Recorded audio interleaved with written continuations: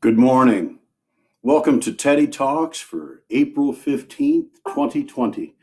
I'm your host, Joe Wiegand, coming to you from Medora, North Dakota, gateway to Theodore Roosevelt National Park. All sorts of summer fun in Medora. One of the fun things to do for some is to go out on the Bully Pulpit golf course and chase the little white ball around. I love to golf the Bully Pulpit because it means 3 or 4 hours with my sweetheart who loves to golf. Theodore Roosevelt himself, of course, liked some of the manly sports through his life. Boxing, did judo at the White House with men brought over by the Japanese ambassador, famous for his tennis cabinet. Advisors, friends, members of Congress, if you received an invitation to play lawn tennis at the White House, right where Mrs. Taft would install the Rose Garden, well, then you might be considered a member of the tennis cabinet. Those men formed on the last day of Theodore Roosevelt's presidency a great luncheon and banquet, and the man chosen to speak was speechless. And simply then, Seth Bullock, sheriff of Deadwood, United States Marshal in South Dakota, Teddy's friend, cast aside the flowers, and there was an A. Phimister Proctor statue of the panther, a black marble, wonderful sculpture and a wonderful end to Theodore Roosevelt's presidency. At its beginning, he inherited John Hay as his Secretary of State from President McKinley. And John Hay, as a young man, had dined with the Roosevelt family in New York City when young Theodore Roosevelt would have been known as TD. For Theodore Roosevelt's father, Theodore Roosevelt, found a way to serve the Union cause, not only helping to found the Union League Club and supporting the charities and efforts of the Union Army and its support organizations, but then going to Washington, D.C. with an idea shared with other gentlemen from New York and lobbying Congress and being shown in by John Hay, young private secretary to Lincoln, to see President Lincoln himself and to make future visits. It's said in the family that older sister Anna, known as Bammy, that she was bounced upon Lincoln's knobby knee in the White House itself. The purpose of Theodore Roosevelt's father's visits to Washington were to seek the creation of, and then subsequently to be appointed to, New York State's version of the Allotment Commission. This was a commission set up for the first time in our history. In previous wars, when the soldier or sailor was called to the front lines, the family left at home was very often destitute, left to charity and the townsfolk for support. The allotment would allow a soldier or sailor in the Union Army or Navy to sign up to send a portion of pay home for the support of spouse and children. And Theodore Roosevelt's father appointed a New York State allotment commissioner, then spent the war years traveling north, south, and west by horseback and train, often at risk, signing up men from New York for the allotment. And of course, the home then, back at 28 East 20th Street, with not only Theodore Roosevelt's Southern mother, Martha Mitty Bullock, at the helm, but also Aunt Anna Bullock and Grandmother Bullock in the house. Well, that home sometimes became a bevy of pro-Confederate activity, with the children being involved in putting together packages of bandages, medicine, money, clothing that would make its way to the wharf and eventually via blockade runner to bring aid to family and friends. So the death of Abraham Lincoln on this date, April 15th, 1865, was something met with great grieving by most of the Roosevelt household. And famous, the picture taken of Lincoln's funeral parade procession going through New York City and passing by grandfather Cornelius von Schacht Roosevelt's house at Union Square, and a picture being taken, and years later, Mrs. Roosevelt, Edith Roosevelt, pointing out that indeed the silhouettes of two small boys in the window were Theodore Roosevelt and his younger brother Elliot watching the parade below. She able to testify to the event, for she was locked in the closet of that house. TD, that horrid man, as she would tell the Inquirer, and Elliot putting her in that closet because she was crying, and it was annoying them greatly. April 15th, the death of President Abraham Lincoln. Theodore Roosevelt, throughout his presidency, was certain to speak about Lincoln and associate himself with that first Republican president. Not just John Hay, but so many of the men with whom a young Theodore Roosevelt served were men who had served Lincoln or served the Republican cause in the years after Lincoln. So on his great Western tour in 1903, he indeed spoke at Lincoln's tomb in Springfield. He spoke at Gettysburg, and in the last weeks of his presidency in 1909 on the centennial of Abraham Lincoln's birth in Kentucky at Hodgensville, Kentucky, Theodore Roosevelt spoke and dedicated the birthplace monument there in Kentucky, now a National Park Service site and highly recommended.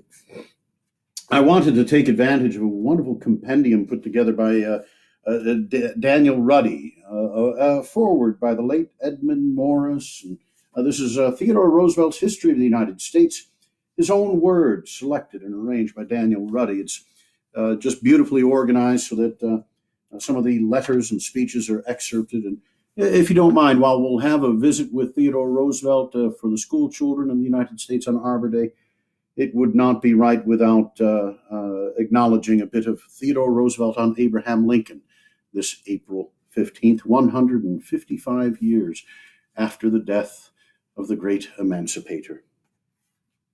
These are Theodore Roosevelt's words. I do not have to tell you that my great hero is Abraham Lincoln, and I have wanted, while president, to be the representative of the plain people in the sense that he was, not, of course, with the genius and power that he was, but according to my lights along the same lines. Lincoln has always meant more to me than any other of our public men, even Washington. Lincoln was an average man, but Lincoln was a genius besides, perhaps the only genius in our political history. They say that Lincoln followed, that he even didn't lead the country in the emancipation of the slaves, in the unyielding demand for the preservation of the Union. That is absurd. He furnished the arguments, put profound truths simply, prepared the sentiment, and then he led. One of the greatest men in the world's history, one of the 2 or 3 greatest men in the 19th century, Lincoln saw into the future with the prophetic imagination usually vouchsafed only to the poet and the seer. He had to him all the lift toward greatness of the visionary without any of the visionary's fanaticism or egotism.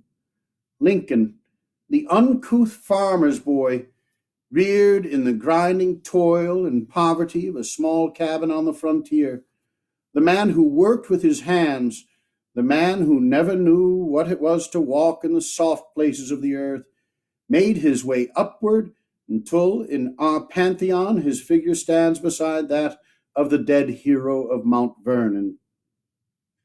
I think of Lincoln, shambling, homely, with his strong, sad, and deeply furrowed face all the time. I see him in the different rooms and in the halls.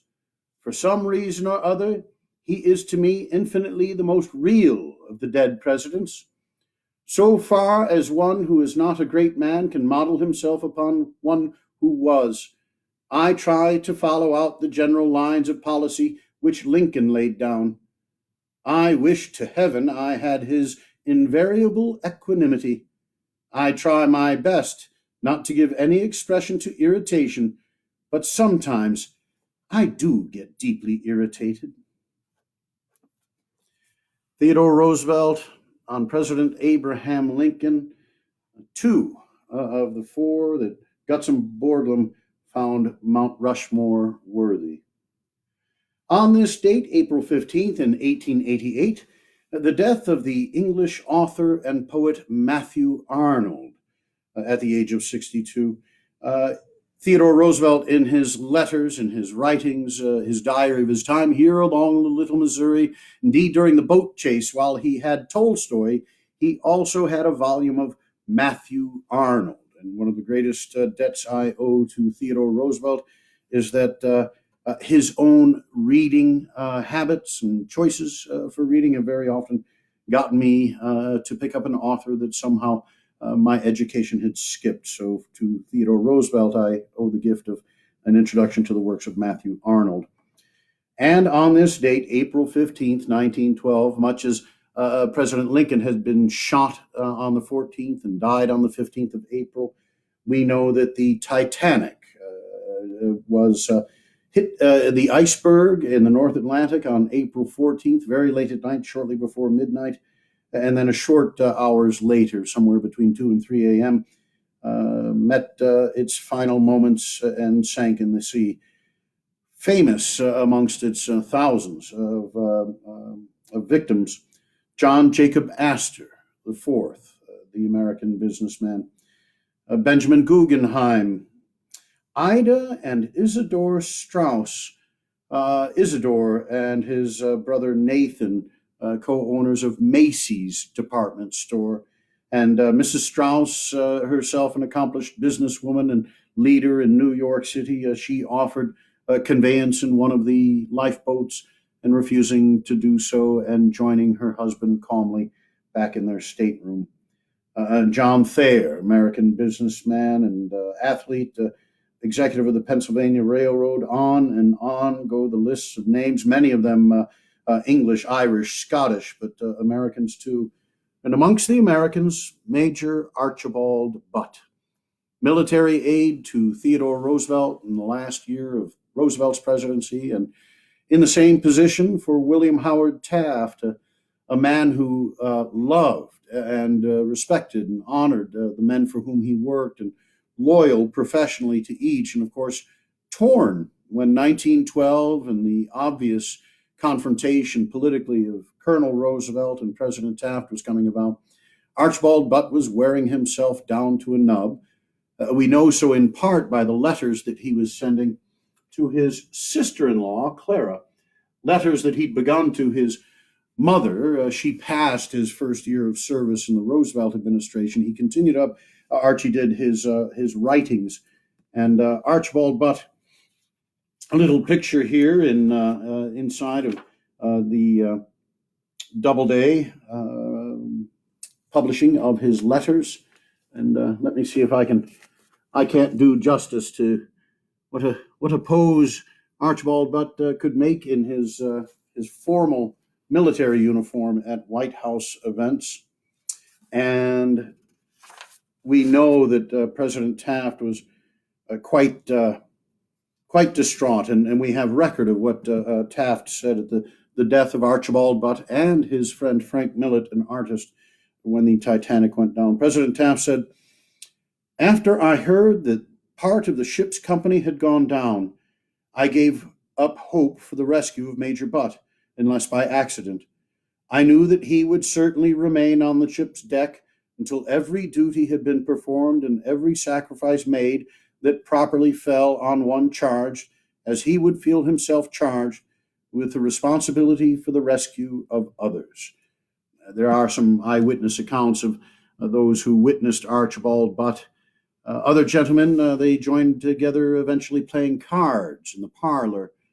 It was said that Major Archibald Butt was the man who had the ship's band assembled to play "Nearer, My God, to Thee," and also another German song, "Autumn," I believe, was played at the going down. Major Archibald Butt, boon companion to the children, those known as the White House Gang. He was an aide very practically to Edith Roosevelt, assisting her without much other staff in the leadership to host the official events at the White House, make arrangements, invitations, seating charts, and that sort of thing. And Archibald Butt rode with Theodore Roosevelt when Theodore Roosevelt showed the reasonableness of requiring an Army or Navy officer to ride a horse 100 miles in 3 days. It was Archibald Butt and the president's physician who rode horses in a blizzard in February of 1909 to Warrenton, Virginia, and back to the White House, stopping only for a bit of tea and lunch in Warrenton, and making that trip in 23 and a half hours in a blizzard. returning back over the bridge across the Potomac, the bridge bound in ice. The Butt Memorial Bridge in Augusta, Georgia, across the canal, stands as a memorial to Archibald Butt, native son of Augusta, graduate of the University of the South in Sewanee, Tennessee. They're also on the south ellipse of the White House. Accessible to the public still is a fountain, a rather large fountain standing about 4 feet tall, big circular with an obelisk, a small little Washington monument shaped thing in the middle of the fountain. On one side, a classical Roman soldier. On the other side, a painter of the Renaissance. That's the Butt Millet Memorial Fountain. Funds privately raised and the fountain dedicated during the Taft administration. Both men, Archibald Butt and Frank Millet, were horsemen. In Washington, D.C., as many big cities, it was still a city of horses then. And the horses of the War Department, the Police Department, the Secret Service agents, those horses, it was thought, would enjoy drinking from that fountain. Now it's a wonderful big bird bath full of Washington, D.C.'s pigeons. But if you have a chance to visit Washington, D.C., please visit the Butt Millet Fountain in Washington, D.C.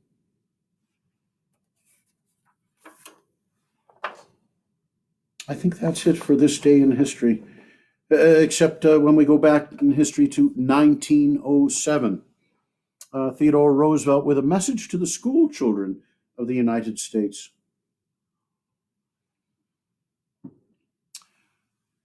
Arbor Day, which means simply Tree Day, is now observed in every state in our Union, and mainly in the schools. At various times from January to December, but chiefly in this month of April, you give a day or part of a day to special exercises and perhaps to actual tree planting, in recognition of the importance of trees to us as a nation, and of what they yield in adornment, comfort, and useful products to the communities in which you live.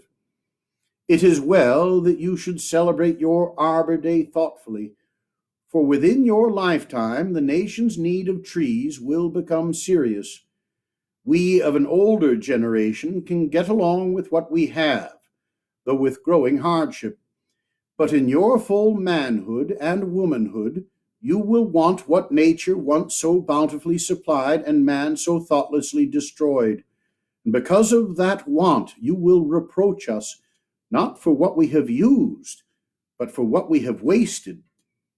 For the nation, as for the man or woman and the boy or girl, the road to success is the right use of what we have and the improvement of present opportunity.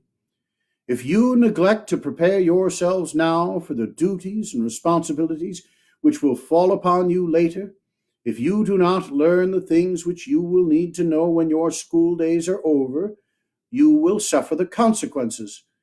So any nation which in its youth lives only for the day, reaps without sowing, and consumes without husbanding, must expect the penalty of the prodigal, whose labor could with difficulty find him the bare means of life. A people without children would face a hopeless future. A country without trees is almost as hopeless. Forests, which are so used that they cannot renew themselves, will soon vanish, and with them all their benefits.